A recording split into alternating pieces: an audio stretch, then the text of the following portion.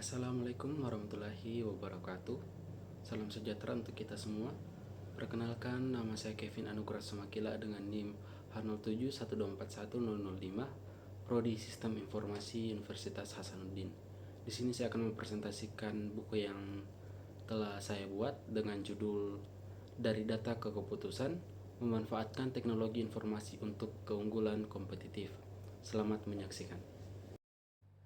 Kita masuk ke bab pertama, yaitu digital disruption, menguasai lingkungan bisnis modern, tren global, dan kekuatan teknologi informasi. Kita hidup di zaman yang ditandai oleh perubahan eksponensial dan disrupsi digital yang mengubah fundamental cara bisnis dijalankan. Transformasi ini bukan sekedar evolusi teknologi biasa, melainkan pergeseran paradigma yang menyeluruh dalam ekosistem bisnis global. Lingkungan bisnis 5.0 muncul sebagai respon terhadap konvergensi berbagai kekuatan transformatif, digitalisasi masif, hyperkonektivitas global, dan perubahan ekspektasi konsumen yang semakin kompleks. Lingkungan bisnis 5.0 mempresentasikan fase baru dalam evolusi dunia usaha, di mana batas-batas tradisional antara industri, geografi, dan bahkan antara domain fisik digital menjadi semakin kabur. Ini adalah era di mana kecerdasan buatan tidak lagi menjadi alat bantu semata, melainkan mitra strategis dalam pengambilan keputusan bisnis. Era di mana data bukan sekedar byproduct operasional, melainkan aset strategis utama di mana keberlanjutan dan tanggung jawab sosial menjadi bagian integral dari model bisnis, bukan sekedar aktivitas tambahan. Globalisasi di era ini telah mengalami metamorfosis mendalam. Jika di masa lalu globalisasi terutama dimaknai sebagai suatu ekspansi fisik melintasi batas negara, kini globalisasi lebih bersifat digital dan virtual. Contohnya, sebuah UKM di Bandung bisa dengan mudah menjadi mikro multinasional dengan menjangkau pelanggan di Eropa melalui platform e-commerce global. Sebaliknya, raksasa multinasional pun harus beradaptasi dengan realitas pasar yang semakin kompleks. Infrastruktur teknologi informasi modern telah berkembang menjadi suatu ekosistem yang lebih kompleks dan tentu lebih canggih dibandingkan gambaran tradisional tentang komputer dan server. Hari ini infrastruktur teknologi informasi yang kompetitif mencakup yang pertama itu arsitektur hybrid cloud yang memadukan fleksibilitas private cloud dan dengan keamanan private cloud. Yang kedua itu jaringan 5G dan edge computing yang memungkinkan pemrosesan dasar data real time. Dan yang ketiga itu platform data terintegrasi dengan kemampuan analitik prediktif dan preskriptif. Dan yang keempat itu sistem keamanan cyber yang mencakup proteksi endpoint hingga threat intelligence. Beberapa contoh nyata membantu mengilustrasikan transformasi ini, yaitu pertama, Adobe yang berhasil bertransformasi menjadi vendor software konvensional menjadi pemimpin kreativitas digital berbasis cloud, meningkatkan value pasar mereka secara signifikan. Yang kedua itu ada Tesla yang tidak sekedar memproduksi mobil listrik, tetapi membangun ekosistem mobilitas cerdas berbasis data dan pembaruan perangkat lunak over the air. Yang ketiga itu ada unicorn lokal seperti Gojek yang berhasil memanfaatkan teknologi untuk menciptakan platform super app yang mengintegrasikan berbagai layanan. Transformasi digital bukan tanpa hambatan, tentu memiliki hambatan. Beberapa tantangan krusial meliputi yang pertama resistensi perubahan dalam budaya organisasi yang sudah mapan. Yang kedua itu ada kesenjangan keterampilan digital yang semakin besar. Yang ketiga kompleksitas integrasi sistem warisan. Yang selanjutnya itu kebutuhan investasi besar yang tidak selalu langsung terlihat, dan yang terakhir itu tantangan regulasi dan compliance yang semakin ketat.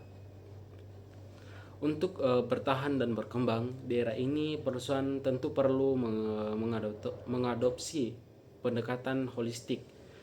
Yang pertama itu transformasi digital yang mendalam, melampaui sekedar otomasi proses lama menuju penciptaan model bisnis baru yang benar-benar digital.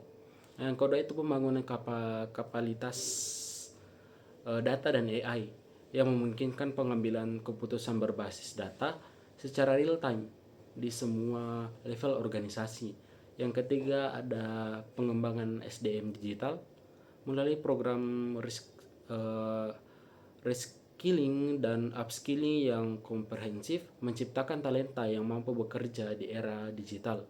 Yang keempat itu ada kolaborasi ekosistem dengan berbagai pemain di ekosistem digital, termasuk startup, akademisi, dan bahkan pesaing dalam bentuk kolaborasi kompetitif. Beberapa tren kunci akan membentuk masa depan bisnis digital. Contohnya yang pertama itu komputasi kuantum yang akan merevolusi bidang seperti optimasi rantai pasok dan pengembangan material baru. Yang kedua ada digital twins yang memungkinkan simulasi dan prediksi operasional dengan akurasi belum pernah terjadi sebelumnya. Yang ketiga ada Web 3.0 dan ekonomi token yang menawarkan paradigma baru dengan kepemilikan dan pertukaran nilai digital. Yang keempat ada AI generatif yang mengubah cara kita memproduksi konten, merancang produk, dan berinteraksi dengan sistem digital.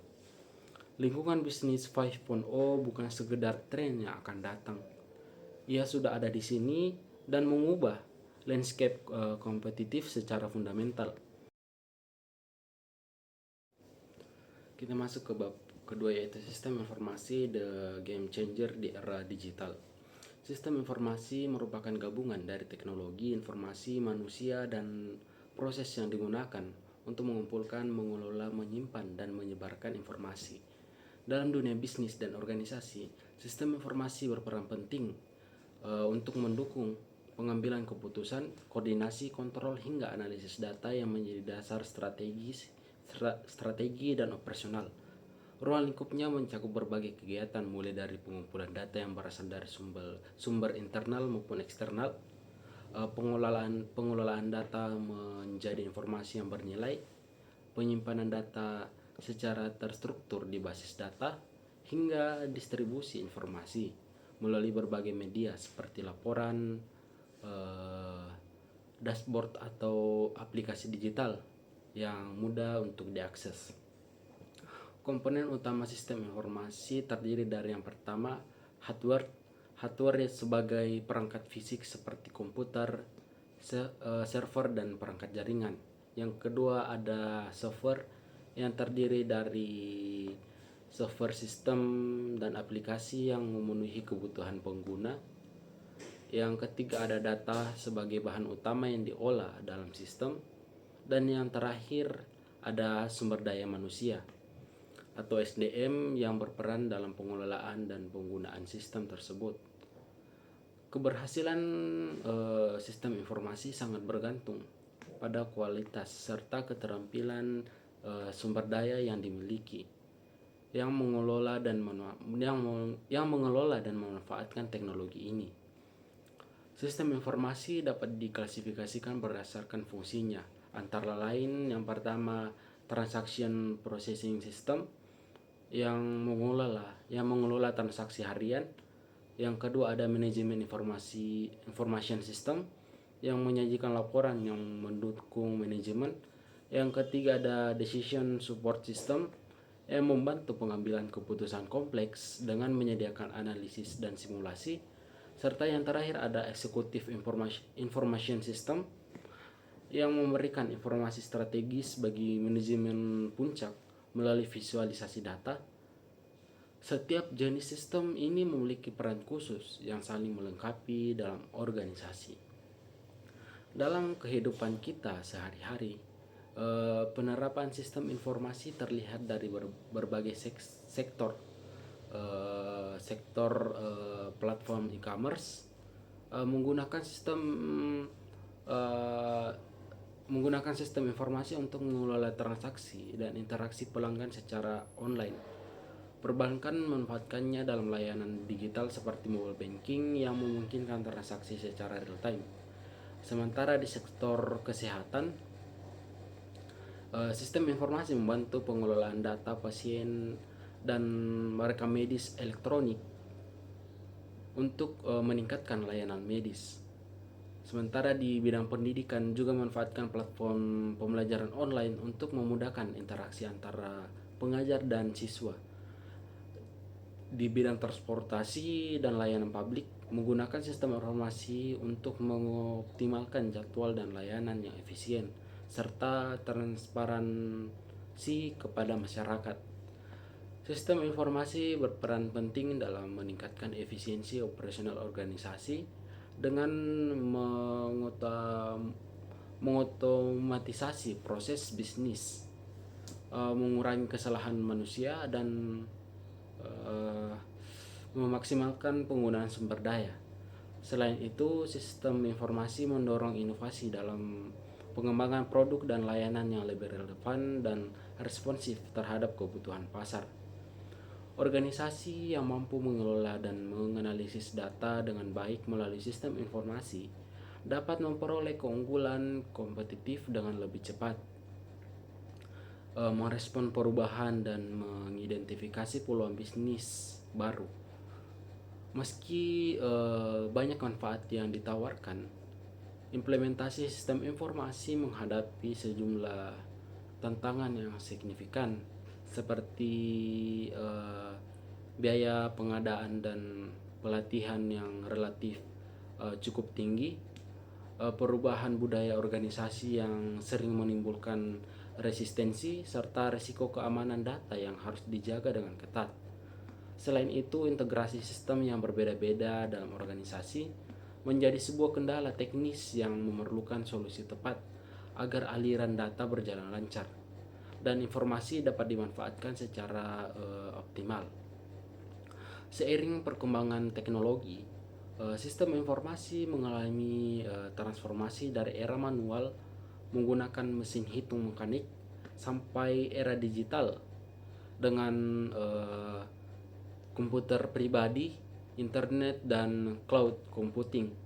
Kini tren terbaru seperti big data, kecerdasan buatan atau AI, Internet of Things atau IoT, dan edge computing yang perkaya kemampuan sistem informasi dalam mengelola data secara tepat dan otomatis, serta menghadirkan suatu inovasi yang mendalam di berbagai sektor.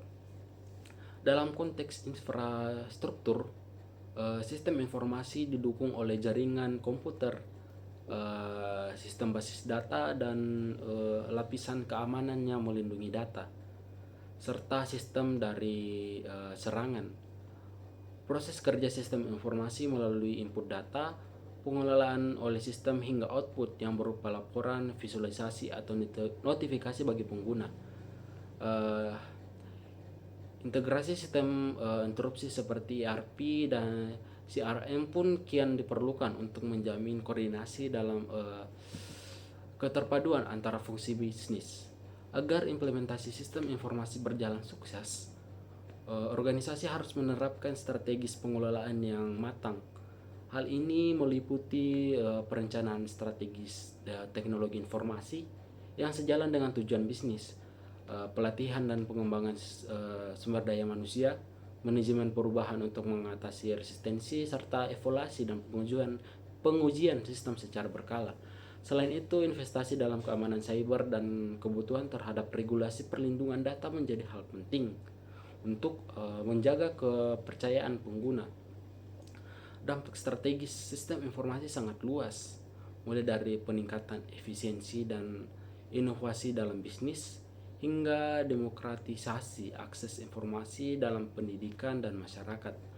Namun, tantangan seperti kesenjangan digital dan penyebaran informasi yang salah harus diatasi dengan meningkatkan literasi digital.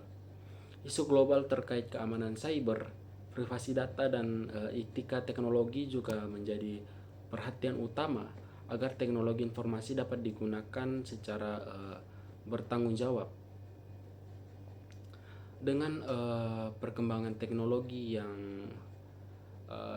yang terus pesat, sistem informasi diyakini akan semakin berperan krusial dalam transformasi digital yang mengubah berbagai aspek kehidupan.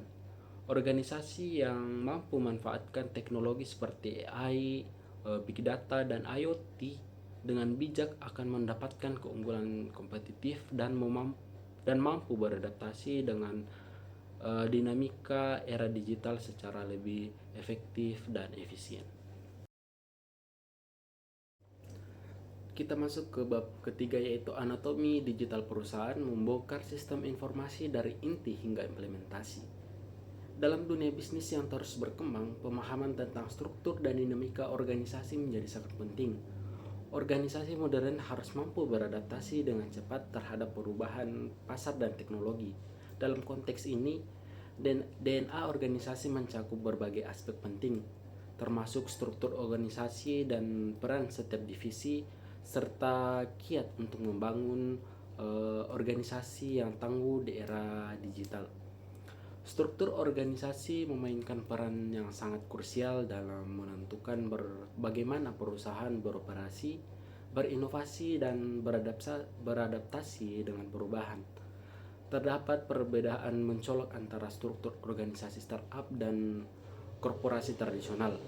Startup seperti Gojek dan Tokopedia seringkali mengadopsi struktur yang lebih datar, yang memungkinkan sedikit atau bahkan tidak ada lapisan manajemen di antara karyawan dan pemimpin. Pendekatan ini memungkinkan tim kecil yang gesit untuk beroperasi dengan cepat dan efisien. Keuntungan dari struktur datar ini termasuk kecepatan pengambilan keputusan, kolaborasi yang lebih baik, dan lingkungan yang mendukung inovasi. Contoh nyata dari struktur ini adalah model squad based yang diterapkan oleh Spotify, di mana setiap squad bertanggung jawab atas fitur atau produk tertentu dan memiliki otonomi untuk mengambil keputusan. Di sisi lain, perusahaan tradisional seperti badan usaha milik negara atau BUMN seperti Pertamina cenderung memiliki struktur hierarkis dengan banyak lapisan manajemen. Dalam struktur ini terdapat pemisah yang jelas antara manajemen atas dan karyawan di tingkat bawah. Kelemahan dari struktur hierarkis ini termasuk birokrasi yang menghambat komunikasi yang terbatas dan resistensi terhadap perubahan yang dapat membuat perusahaan sulit untuk beradaptasi dengan dinamika pasar.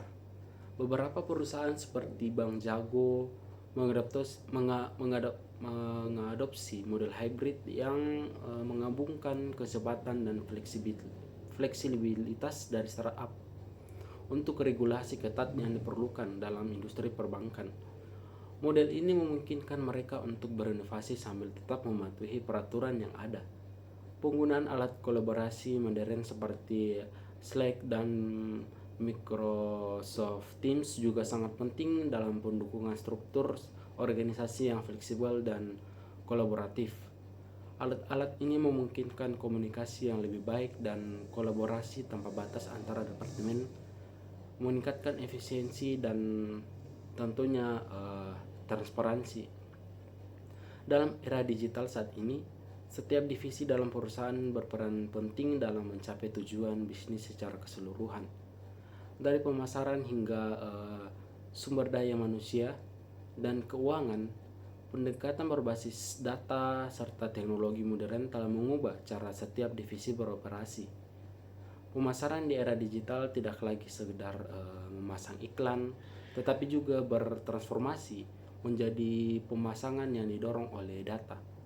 Dengan alat analisis seperti Google Analytics, dan perusahaan dapat mengumpulkan dan menganalisis data perilaku pengguna untuk memahami preferensi dan kebutuhan pelanggan. Contohnya, Tokopedia memanfaatkan data pengguna untuk personalisasi iklan, meningkatkan kemungkinan konversi dan kepuasan pelanggan.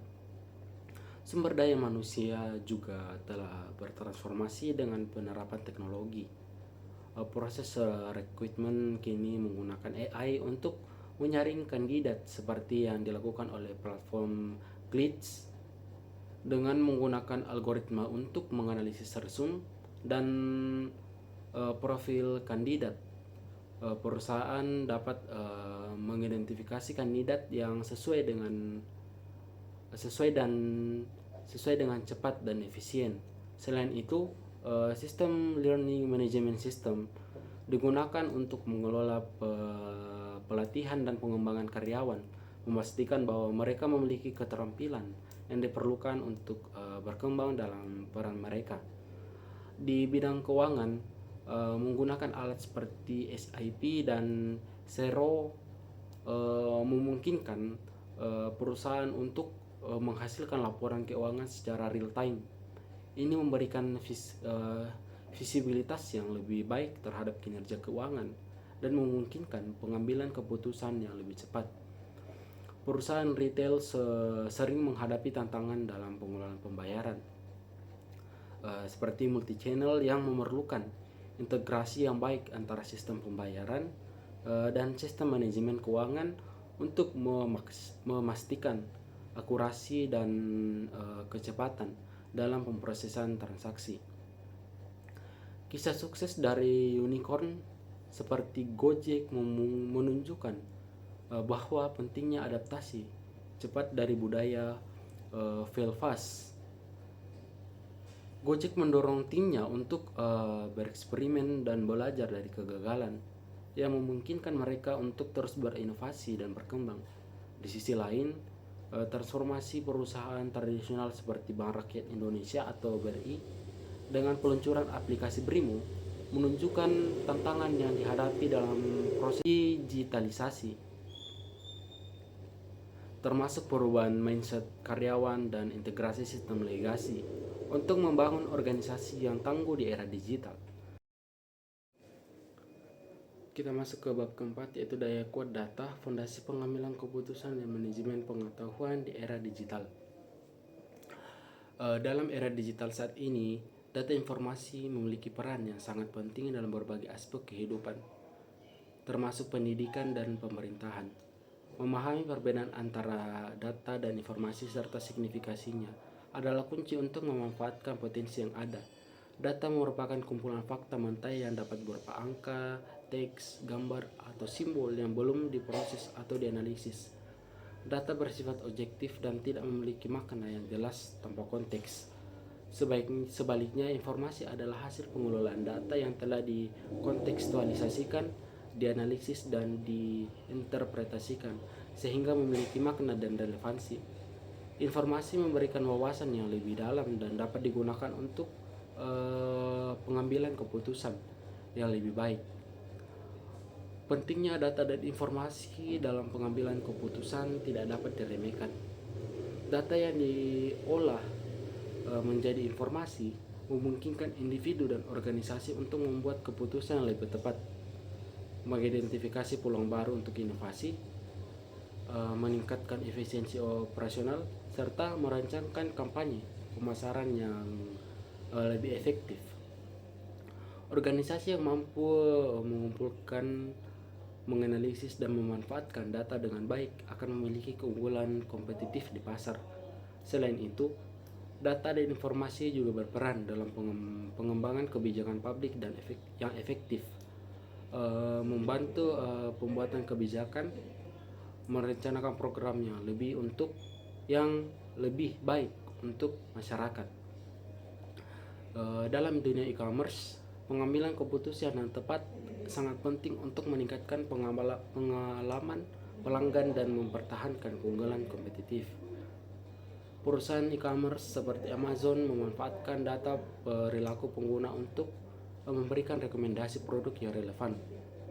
Data perilaku pengguna yang dikumpulkan mencakup riwayat pembelian, riwayat pencarian, interaksi dengan produk, umpan balik, dan waktu kunjungan. Setelah data itu dikumpulkan, perusahaan menggunakan algoritma dan teknik analisis untuk mengelola data menjadi informasi yang berguna, seperti analisis kualifikasi dan sistem rekomendasi berbasis kolaboratif.